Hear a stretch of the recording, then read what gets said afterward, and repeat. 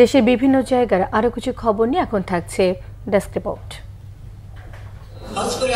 Attorney general Mohammad Asaduzzaman বলেছেন, বিএনপির ভারপ্রাপ্ত চেয়ারম্যান তারেক রহমান বাংলাদেশের ভোটার কিনা প্রশ্নটি অবান্তর। যেহেতু তিনি নির্বাচন করতে চেয়েছেন, তাহলে ধরে নিতে হবে তিনি বাংলাদেশের ভোটার ও নাগরিক। সকালে ঝিনাইদহের শৈলাকুপা সরকারি ডিগ্রি কলেজে এক অনুষ্ঠানে প্রধান অতিথির বক্তব্যে তিনি এসব কথা বলেন। শতভাগ সার্ভিস বেনিফিটের দাবিতে আশুলিয়ার নিশ্চিন্তপুর এলাকায় সড়ক অবরোধ করে বিক্ষোভ করেছে একটি কারখানার শ্রমিকরা। এ সময় বিভিন্ন স্লোগান দেন তারা। চরাঞ্চলের মানুষের কার্যক্রমের বিষয়ে গাইবান্ধায় বিভিন্ন দপ্তরের কর্মকর্তা, বেসরকারি সংস্থা ও জনপ্রতিনিধিদের নিয়ে পরিচিতি ও মতবিনিময় সভা হয়েছে। সদর উপজেলার কামারজানি ইউনিয়নে সভায় প্রধান অতিথি ছিলেন জেলা প্রশাসক মোহাম্মদ মাসুদুর রহমান মোল্লা। জামাতে ইসলামের ছাত্র ও নাগরিক সমাবেশ হয়েছে সুনামগঞ্জের ছাতকে।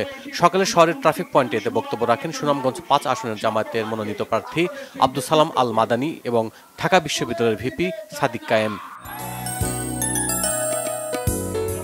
ছাত্র ও যুব সমাবেশ হয়েছে বাগেরহাটের মোরুলগঞ্জেও। আব্দুল আজিজ মেমোরিয়াল স্কুল মাঠে সমাবেশে প্রধান অতিথি ছিলেন জেলা জামায়াতের আমির মাওলানা রেজাউল করিম। বিদেশি গবেষকদের অংশগ্রহণে আন্তর্জাতিক বৈজ্ঞানিক সম্মেলন হয়েছে চট্টগ্রামে সাউদার্ন মেডিকেল কলেজ হাসপাতালে। এতে বক্তব্য রাখেন চট্টগ্রাম মেডিকেল বিশ্ববিদ্যালয়ের ভাইস চ্যান্সেলর অধ্যাপক ডাক্তার ওমর ফারুক ইউসুফ, স্বাস্থ্য শিক্ষা অধিদপ্তরের মহাপরিচালক অধ্যাপক ডাক্তার নাজমুল হোসেন সহ অন্যরা। Bangla vision news desk.